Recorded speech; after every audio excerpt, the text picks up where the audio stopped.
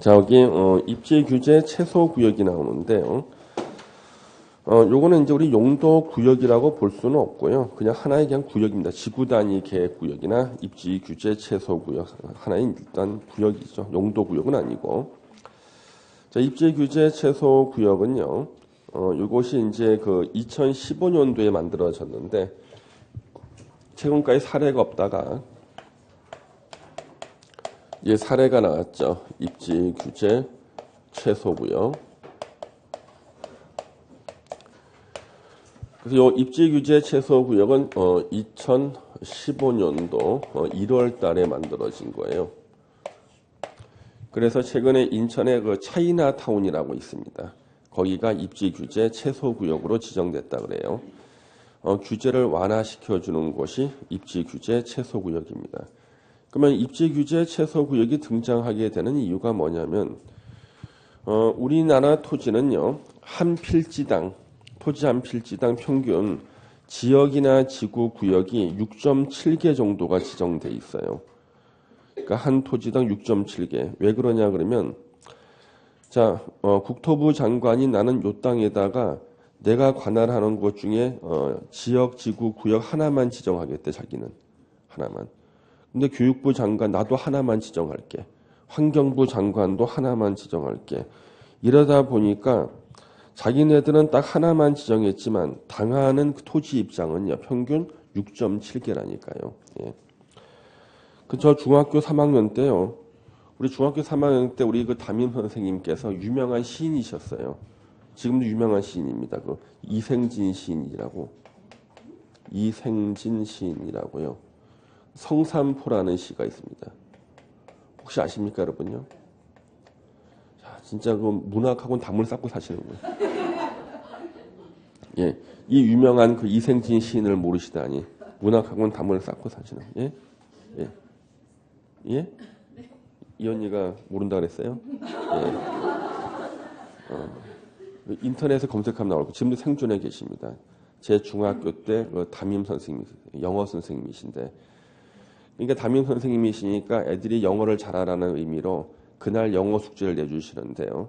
그날 집에 가서 12시까지 하면은 겨우 할 수 있는 분량을 내주십니다. 예. 그래서 이제 영어 숙제를 이제 받았잖아요. 수학 선생님 역시 그날 집에 가서 수학만 하면 딱 끝날 수 있는 거 해주고, 국어 선생님도 숙제를 갖다가 그날 국어만 해야 될 정도 내주고.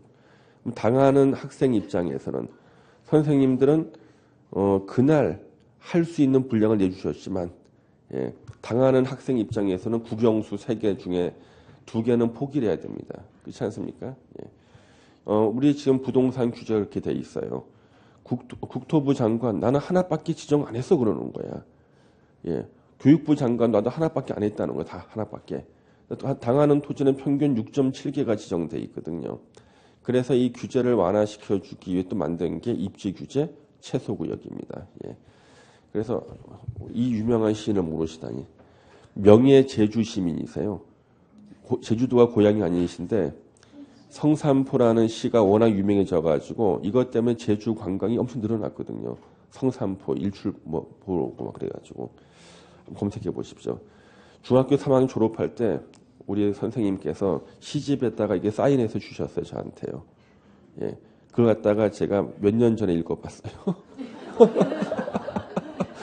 몇십 년 만에, 몇 년 전에 읽어봤어요. 주셨는데, 책 정리 이렇게 하다가 있길래, 그때는 너무 어려워 보였는데, 이제 읽어보니까 무슨 말인지 알겠어요. 예, 시인 갖다가 지금. 예. 여러분들 좀 문학도 좀 읽고, 시도 좀 읽고, 그렇게 문화적으로 살아야지, 사람이. 예. 근데 이제 공법책을 오래 읽다 보면 이 무미건조해가지고 사람이 아주 이거 정서가 안 좋아져요. 저 보세요. 안 좋아 보이잖아요. 정서가 안 좋아진다니까. 예. 자, 여기 입지 규제 최소 구역, 그 인천의 차이나타운이 이제 사례로 등장했습니다. 규제를 완화시켜 주는 건데, 요거 먼저 국토부 장관이 지정한다는 거 알아두셔야 되고, 입지 규제 최소 구역은요. 그 지정 대상 지역을 알아둬야 이게 시험 문제거든. 지정 대상 지역인데 어떤 곳이냐 그러면은 규제가 완화가 되면은 파급 효과가 클 만한 지역들이에요. 그래서 여기 보시면은 자 지정 대상 지역 지정권이 일단 국토부 장관이고 도시 지역에서 복합적인 토지 이용을 증진시켜 도시 정비를 촉진하고 지역 거점을 육성할 필요가 있다고 인정이 되면 다음 어느 하나에 해당하는 지역과 그 주변 지역의 전부나 일부를 입지 규제 최소 구역으로 지정할 수 있다고 나오죠. 예. 그러면 오른쪽에 보면 1번부터 5번까지가 이제 시험 문제가 되는 거예요. 1번부터 5번까지가 시험 문제다. 예. 그럼 여기 보시면 1번 도시군 기본 계획에 따른 도심, 서울의 도심 용산북쪽, 부도심, 영등포, 영동, 청량리, 왕십리, 상암수색, 생활권의 중심 지역, 서울은 5개 생활권으로 나눠져 있는데요. 동남 생활권의 중심지역 문정, 장지, 서북 생활권의 중심지 마곡 이런 데요. 이번 철도 역사, 서울역, 터미널, 강남 고속버스 터미널, 항만, 인천항, 공공청사, 서울시청, 문화시설, 세종문화회관 요런 데 규제를 완화시켜주면 효과가 크게 미칠 것이다. 3번 3개 이상 노선이 교차하는 대중교통 결절지로부터 1km 이내에 위치한 지역.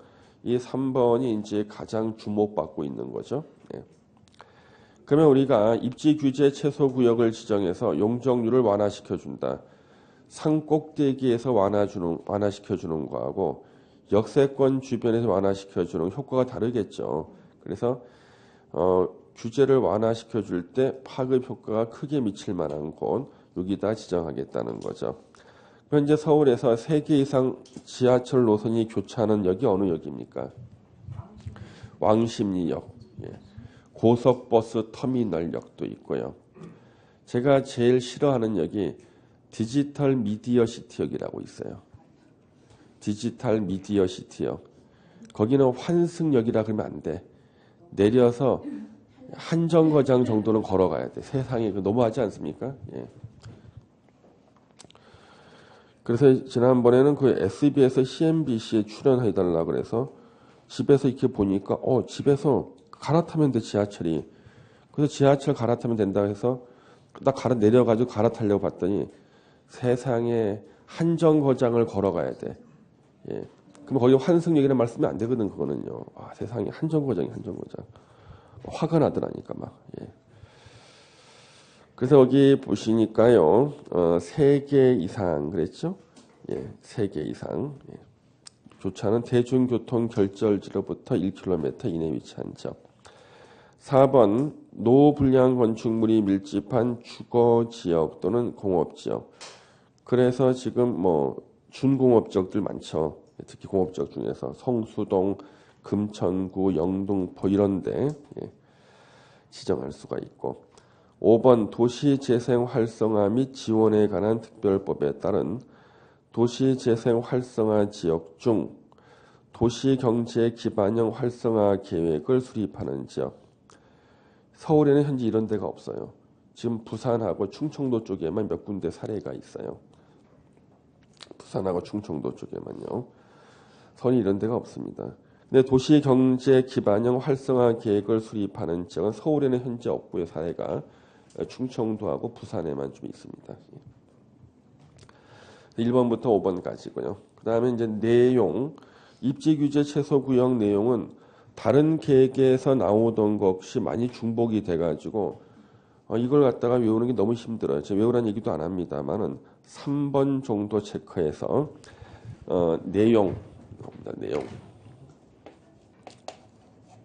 내용에서 기반시설 확보에 관한 사항,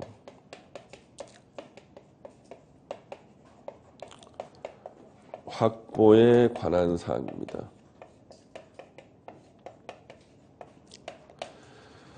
근데 여기 우리 비교할 게 있어요. 우리가 지난 시간까지 공부했던 도시군 기본 계획은 기반시설에 관한 사항이 나오거든요. 기반시설에 관한 사항. 그 다음에 도시군 기본 계획, 도시군 관리 계획에서는 기반시설의 설치, 정비, 개량에 관한 사항이 나와요. 그럼 우리가 다음 주에 공부할 지구 단위 계획에서는요.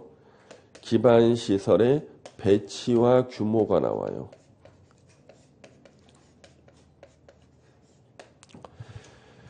그래서 기반 시설이라는 말이 계획의 내용에 나오는 게 총 4번 나와요.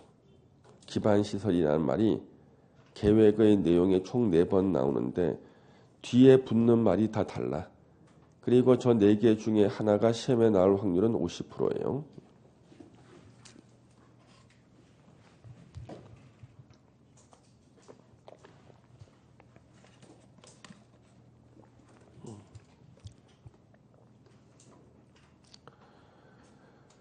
자, 그 다음에 거기 보시고 하나 일단 체크하시라는 거죠. 가로 3번 도시군 관리 계획으로 당연히 도시군 관리 계획 내용 6번에 있으니까 입지 규제 최소 구역은 도시군 관리 계획으로 결정합니다. 우리 동그라미 2번은 이제 체크해서 보셔야 돼요. 입지 규제 최소 구역이 지정이 되면 규제가 완화가 되죠. 땅값이 올라가요. 그러면 규제가 완화가 되니까 차량 통행이나 사람 통행이 증가해서 기반 시설이 부족해지거든요. 그러면 기반 시설 추가로 설치할 비용을 누구에게 부담시키는가? 땅값이 오른 토지 소유자한테 부담시킬 수 있다. 그래서 마지막 줄에 기반 시설 확보를 위해서 필요한 부지 또는 설치 비용의 전부나 일부를 부담시킬 수 있다. 누가 넘기라 그랬습니까? 밑에서 세 번째 줄에 구청장이 밑줄 하나 그어보세요. 시도지사, 시장, 군수, 구청장. 우리 국토계획법에서는 구청장이 2군데서 나와. 입지규제 최소구역과 저 뒤에 시범도시에서 나와요. 이걸 기억하면 한 문제를 마칩니다. 다른 법 말고 국토계획법에서만이야. 내가 국토계획법에서라는 말을 1년에 수십 번을 하는데도 꼭 엉뚱한 소리를 해요. 선생님 도시개발법에도 구청장 나오는데 그래요. 때려주고 싶습니다. 그냥.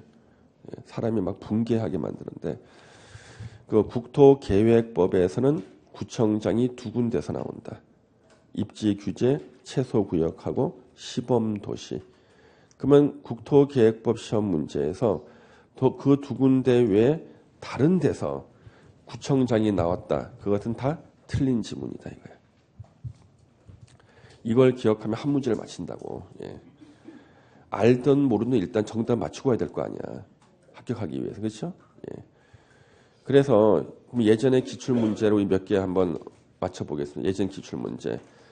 광역도시계획은 시장, 군수, 구청장이 수립할 수 있다. X. 구청장이 안 나오는 이유. 여기 입지규제 최소구역과 시범도시. 단 무슨 법? 국토계획법에서만큼은. 예. 그 다음에 도시군 관리계획은 시장, 군수, 구청장이 입안할 수 있다. X. 시장, 군수, 구청장이 도시군 기본계획 수립할 수 있다. X. 시장, 군수, 구청장이 도시군 계획 시설 사업의 시행자가 될 수 있다. X. 다 틀린 거야 그냥. 다 기출문제라고. 그래서 이걸 갖다가 1년 내내 떠들어. 그러면 너는 떠들어라. 나는 틀리겠다. 틀리고 와. 예? 이게 말이 되냐고. 예? 근데 할 말은 있어. 저 선생님이 가르쳐준 대로 내 다 맞히면 우리가 수석하게요. 할 말이 있어. 이제 할 말이 있는데 이렇게 간단한 거는 맞춰줘야 돼. 그렇죠? 그래서 구청장 봤어 눈으로. 이거 하면 나면 틀리는 거예요. 자, 그래서 전부나 일부를 부담시킬 수 있고 다음 페이지를 샥 넘겨서 이때 부담은 건축 제한 완화에 따른 토지 가치 상승분을 초과하지 아니하도록 한다. 무슨 말이겠죠? 예. 그래서 토지 가치 상승분을 초과하지 않는 범위 내에서 그렇죠? 부담을 시켜야 되는 거예요. 예. 그 다음에 거기 3번 동그라미 3번 관계행정기관의 장과 협의를 하는 경우 협의 요청을 받은 기관의 장은 요청을 받은 날로부터 10일 내에 의견을 회신해야 된다. 이건 회신이죠. 우리가 의견 제시 기간은 다 30일이었죠. 국토계획법에서. 국토계획법에서 의견 제시기한은 다 30일인데 여기는 의견 회신이라고 그랬습니다. 10일 내. 그 여러분들 그 1개월이 길어요? 30일이 길어요? 생각 없이 이렇게 대답하지 말고 생각 한번 해봐. 고민을 한번. 응? 선생님 왜 물어보겠어? 자, 어떤 분은 1개월 그러니까 28일도 있고 4년에 한 번씩은 29일도 있고 30일, 31일까지 있는데 우리가 30일하고 1개월을 갖다 선택할 때 국민들의 권리와 관련할 때 보통 30일을 많이 써요. 왜냐하면 30일은 빨간 날을 빼고 30일이야. 날짜 순 선택해가지고. 그런데 1개월 그러면은요. 빨간 날을 다 포함해서 개월수로 하는 거예요. 그럼 우리가 월급은 개월수로 받기 때문에 휴일이 많을 때는요. 주는 사람이 불리하지. 1개월, 그죠? 작년 우리 추석 때는 보니까 10일 연휴가 나오더라고. 근데 만약에 우리 법에 우리 14일 내지 14일 내. 14일간 막 그러잖아요. 14일간 열람할 수 있다. 14일간 열람시켜줘야 된다 그랬을 때 해필이면 작년 같이 추석이 10일 겼다 그러면 실제 열람할 수 있는 건 4일밖에 안 되잖아요. 이런 일이면 사고 터지는 거야 이거. 그렇잖아요. 그때 14일은요. 빨간 날을 뺀 14일이란 뜻이라고 그런 것들은요. 근데 만약에 1개월 그랬을 때는요. 10일간 연휴라도 남는 20일밖에 안 하는 거야. 그래서 되게 이 빨간 날을 빼는 게 일반적인데 정부 부서마다 틀려요. 그래서 아예 확실하게 빼주는 데는 그 노동부 같은 데예요. 노동부는요. 며칠 그러면은 빨간 날 다 근무일만 다 계산해 버려요. 근무일만. 그래서 여기에는 너무 친절하게 가로를 써줬어. 그냥 너무 친절하게 근무일 기준 해가지고 너무 친절하죠. 이걸 만든 사람이 사회보장법 같은 거를 담당하다가 일로 오신 분 같아. 내 보니까 이 문장이 우리 그 공법 문장이 아니거든. 지금요. 동그라미 4번 오는 경미한 것들이라서 시도지사가 결정할 수 해놓은 거고요. 그 다음에 동그라미 5번은요. 우리가 다른 법률에서 인허가를 받으면 국토계획법에서 도시군관리계획이 결정된다고 의제되는 경우들이 있어요. 그런데 단 이거만큼은 입지규제 최소구역만큼은 다른 법률에 의해서 의제되는 일이 없다는 거예요. 우리가 아직 공부를 제대로 안 했습니다만은 왜 저 뒤에 도시개발법에 가면 도시개발 사업을 시행하는 시행자가 실시계획을 작성해서 인가 고시를 하잖아요. 그러면 도시군 관리 계획이 결정 고시가 된 것으로 본다는 규정이 있다고. 그런데 입지 규제 최소 구역만큼은 결정되지 않는다는 거예요. 다른 법에 의해서. 국토계획법으로만 결정할 수 있다. 그런 뜻이에요. 거기 동그라미 5번이고요. 동그라미 6번. 자, 입지 규제 최소 구역 계획이라는 게 있습니다. 이것도 행정계획이죠. 행정계획의 기준은 누가 정해요? 국토부 장관. 따로 외울 필요도 없잖아요. 그렇죠? 국토부 장관이 정하는데 항상 틀린 지문으로 나왔던 게 시도지사를 틀리게 쓴다고요. 저기 2번에 입지규제 최소구역에서의 행위제한 보세요.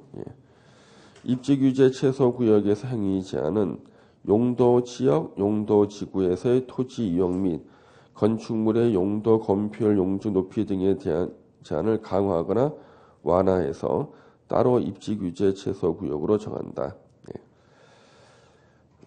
그 다음에 3번 입지규제 최소구역에서의 다른 법률 적용 특례인데 여기서 이제 또 이제 예상 문제가 또 나올 것 같죠.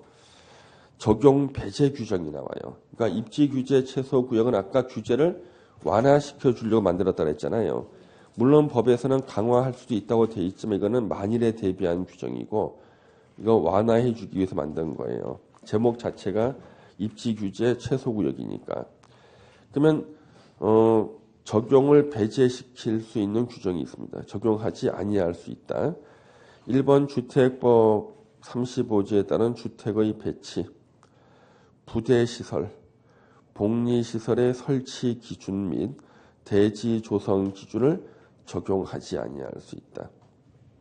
그러면 입지 규제 최소 구역에서요, 주택법에 따라서 이제 주택을 짓는 거예요. 그럴 때 우리는 주택의 그 세대 수에 따라 가지고요, 부대 시설, 주차장 건설 기준이 달라져요. 그다음에 그 주택 세대 수에 따라 가지고요, 관리 사무실 규모도 달라지고요. 여러분들 왜 아파트 단지 보면 무슨 문고 있죠, 문고. 문고 혹시 아세요, 문고? 문고나 무슨 독서실 같은 것도 막 있잖아요. 그것도 세대 수에 따라서 규제 다 달라져요. 복리시설, 어린이 놀이터 있잖아요. 이것도 면적이 달라진다고 세대 수에 따라서 확보해야 될 면적이 다 달라져요. 예전에 아주 재밌는 규정이 있었어요. 주택법에. 예를 들면 이런 거예요. 아파트 세대 수가 몇 세대 이상일 때는 예를 들어서 어린이 놀이터를 200제곱미터 이상을 확보해야 된다. 그런 규정이 있다고 예전에. 그랬더니 어느 아파트가 서울에서 머리를 쓴 거예요. 이게 아파트 단지잖아요. 몇 세대 이상이면은 뭐 200제곱미터 이상의 어린이 놀이터를 만들어라 그러니까 담벼락 주변에 삥 둘러가면서 만든 거야. 이렇게. 그래서 폭이 좁아. 그래서 모든 놀이기구는 시소하고 시소 하나, 그 다음에 미끄럼틀 하나, 시소 미끄럼틀 하나, 이렇게. 이랬지만 면적은 200제곱미터 나온 거야. 그래서 그 다음에 다시 이제 그 주택 건설 기준이 있어요. 주택법에 부속법령이 있어요. 기준을 개정해서 가로폭, 세로폭을 규정했어. 그때 이거 없었다니까. 가로폭, 세로폭. 면적만 있었다고 예전에. 면적만 있으니까 면적 맞추면 될 거 아니야. 그래서 짜투리 땅만 모아서 어린이 놀이터를 만든 거예요. 짜투리 땅만. 그러니까 보니까 놀이기구 설치할 게 가늘고 긴 것들이 있죠. 시소, 그 다음에 미끄럼틀 이것만 만드는 거예요. 틈새에다가. 그래서 이런 아파트 때문에 개정을 했어요. 면적, 가로폭, 세로폭을 만들었어요. 이제는 이거 안 되는 거죠. 이런 다양한 주택 건설 기준이 있는데 세대 수에 따라서 그 정로당 설치 기준이 다르고요. 어린 놀이터 면적도 다 달라. 문고, 독서실 다 달라요. 근데 요거 설치 기준, 대지 조성 기준 적용하지 아니할 수 있다는 거. 입지 규제 최소 구역인 아파트는. 그러면 극단적으로 어린이 놀이터 없는 아파트도 지을 수도 있을 수 있다는 거지. 예. 입지 규제 최소 구역 내에서는요. 요거 이해되시죠? 예. 왜냐면 이제 이런 것도 예상 문제는 나온단 말이에요, 이제. 부설 주차장 설치인데요. 우리 건물에는 보통 이제 주차장법에 따라서 부설 주차장을요, 일정한 주차 대수 이상을 확보해야 되는데, 입지 규제 최소 구역에서는 주차장 설치를 극단적으로 안 해도 돼. 그러면 이런 규정을 왜 만들어 놨냐 그러면요. 우리 차 없는 거리 있잖아요. 차 없는 거리. 차 없는 거리를 갖다가 만드는 가장 좋은 방법이 부설 주차장을 없애는 거예요. 건물에. 왜냐하면 차 없는 거리를 만드는데 저 건물에 안에 부설 주차장이 있어. 건물 안에. 그럼 거기까지 차 몰고 올 거 아니야. 그렇죠? 근데 부설 주차장이 없으면은요. 다른 데서 공용 주차장에 차를 세우고 걸어 들어올 거 아니에요. 그렇죠? 그래서 아예 차 없는 거리 같은 거 만들 때는요. 부설 주차장 설치 기준을 적용하지 않아서 주차장 설치 안 해도 된다. 이렇게 해버리면 다 안 해버린다고요. 거기다가 있잖아요. 주차장 면적에다 뭘 만들어?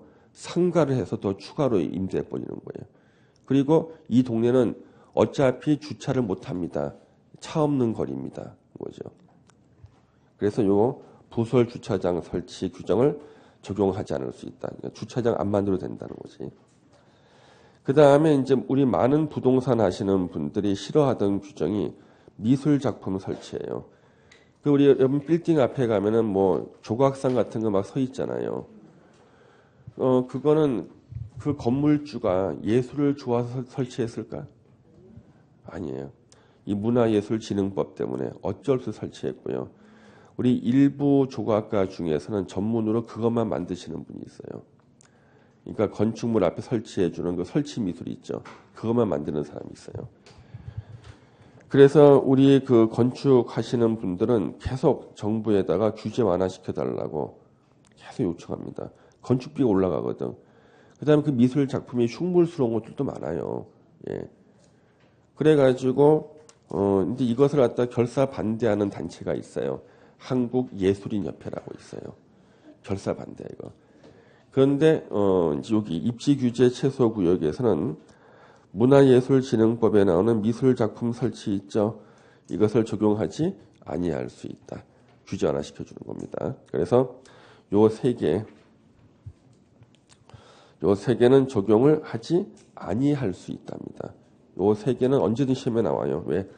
가장 현실적인 내용들이거든요, 이게.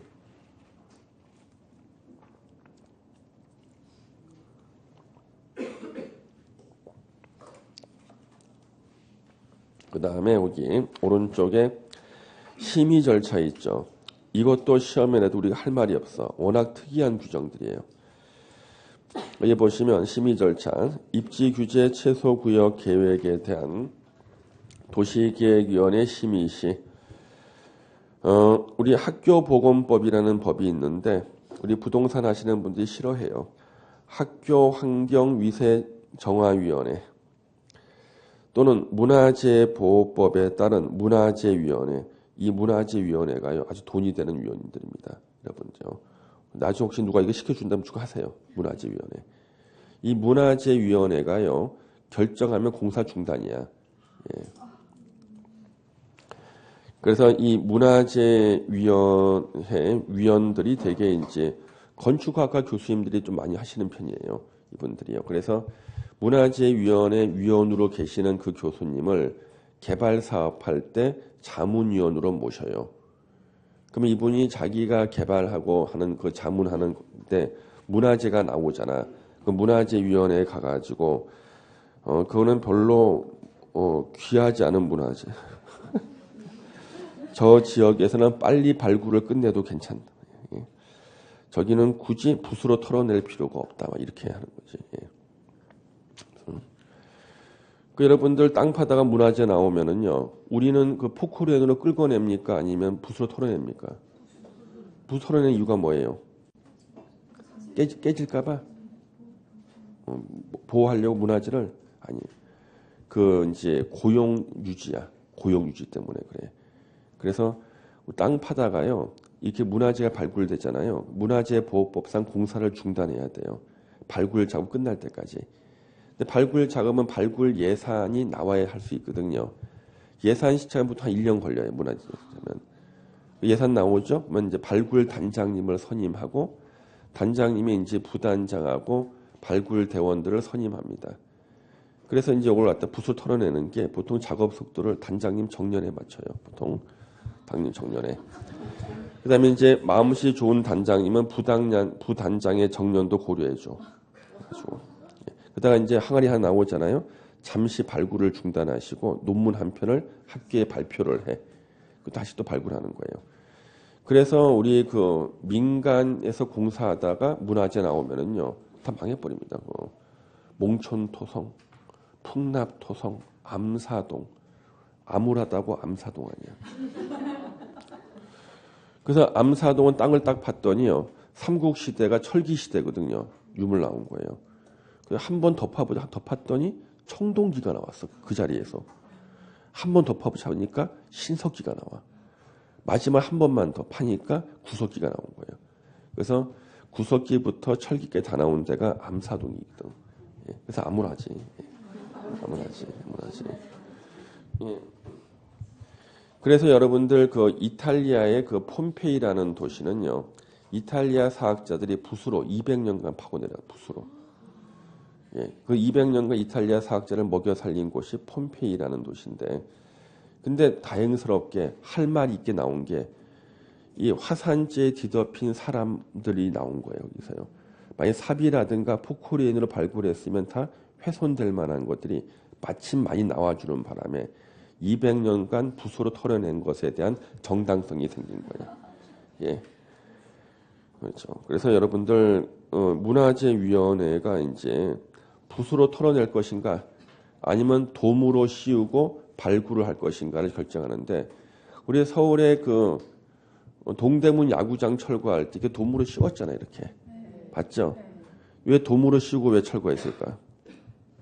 1번 먼지와 소음으로부터 서울 시민을 보호하기 위해서 2번 뭔가를 보여주지 않기 위해서 2번 거기가 엄청난 문화재가 많이 매장되어 있는 곳이었죠. 예. 그래서 민간이 할 때는 돈 못 씌우게 합니다. 민간이 할 때는요. 돈 못 씌우게. 예. 자기네들 할 때는 씌우고 순식간에 끝내버리죠. 그래서 이제 여기 지금 학교환경위생정화위원회하고 문화재보호법에 따른 문화재위원회가 공동으로 심의를 개최하고 도시계획위원회 심의할 때 그래서 도시계획위원회 플러스 학교환경위생정화위원회 또는 도시계획위원회 플러스 문화재위원회 공동으로 심의를 개최하고 그 결과에 따른 밑에 박스 1번 또는 2번의 법률 규정 완화해서 적용할 수 있다. 학교보건법상 학교환경위생정화구역에서의 행위 제한. 그래서 학생들한테 유해한 시설을 일정한 거리 안에 설치 못하게 하는 거예요. 보통 200m를 많이 쓰는데 이건 조례에 따라 달라져요. 그 다음에 2번 역사문화환경보존지역에서의 행위제한. 역시 마찬가지입니다. 이 경우 완화 여부는 각각 학교환경위생정화위원회와 문화재위원회 의결. 자, 의결의 동그라미를 치세요. 우리 공법에서는요, 심의나 자문이라는 말은 나오지만 의견은 안 나오죠. 여기는 왜 의결 나왔냐 그러면 이 법에는 다 의결이야. 이게 우리 법이 아니잖아요. 그렇죠? 학교보건법에 나오는 위원회고 문화재보건법에 나오는 위원회잖아요. 공법에 나오는 위원회가 아니거든. 그래서 얘네들은 다 의결이라고. 왜? 책임 소재를 명확하게 하기 위해서요. 의결에 찬성하는 사람, 반대하는 사람을 명확히 해요. 의결이면. 그래서 다 실명해 이거는요.